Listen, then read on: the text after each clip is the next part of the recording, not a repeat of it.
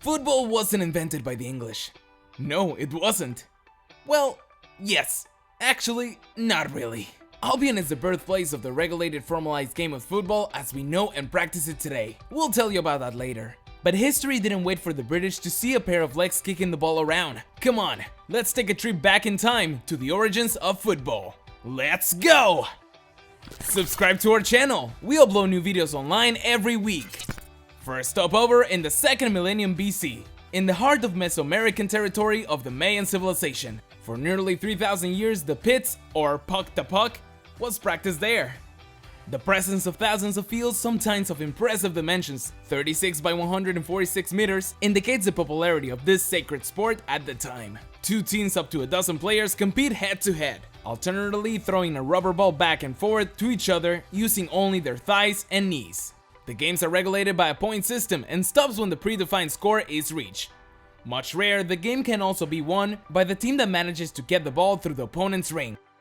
Moving to the other side of the Pacific, about 2 or 3 centuries BC, the Han Dynasty came to power and ruled over a large part of China. This period marks the democratization and discipline of military conditioning. Later popularized as simple entertainment, Kuju or Tsuchu. This ball game has recently been recognized by FIFA as the first ancestor of football, with evidence of a well-defined set of rules. Ku for kicking, and Ju for leather ball with feathers. Etymologically, it sounds like football. The only difference is that the game was primarily a game of skill. The objective of Kuju was to pass the ball to each other without dropping it, to try to score a goal, materialized by the perforated net stretched above the ground between 2 bamboos. Scores are counted in points scored, or in points deducted for errors in play, such as dropping the ball on the ground. Later in the 6th century, the Japanese were inspired by this practice and invented Kemari. Exit the goals. Kemari is a non-competitive game, which is played with 8 players in a circle. The goal is to juggle while passing the ball to each other without dropping it. Yeah, it's a good old Brazilian game, except that it's played in traditional dress in temples and shrines. Going to flatter our fruited pride, we continue the journey to the old continent, which also is a big part of a genealogy of football. And hang on for 30 seconds, we're gonna have to follow a little bit here. In 800 BC, the Greeks loved to play episkiros and phenidios, 2 team ball sports where the debates are usually quite manly. Later, the Romans were inspired by Greek practices and invented the harpastum, whose codes were adapted by Classio Florentine, a muscular cousin of football.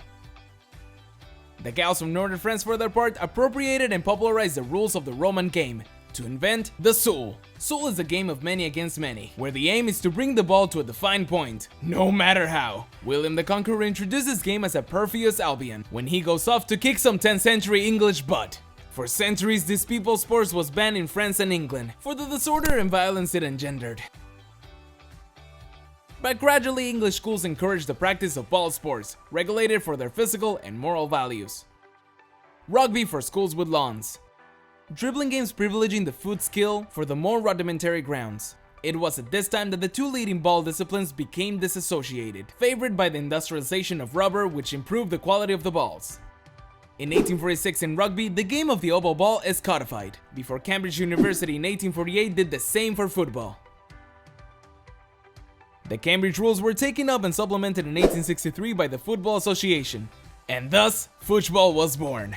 We hope you learn a lot about the genealogy of your favorite sport. We're currently working on a second video about the beginnings of pro football in England, so don't hesitate to subscribe if you don't want to miss it.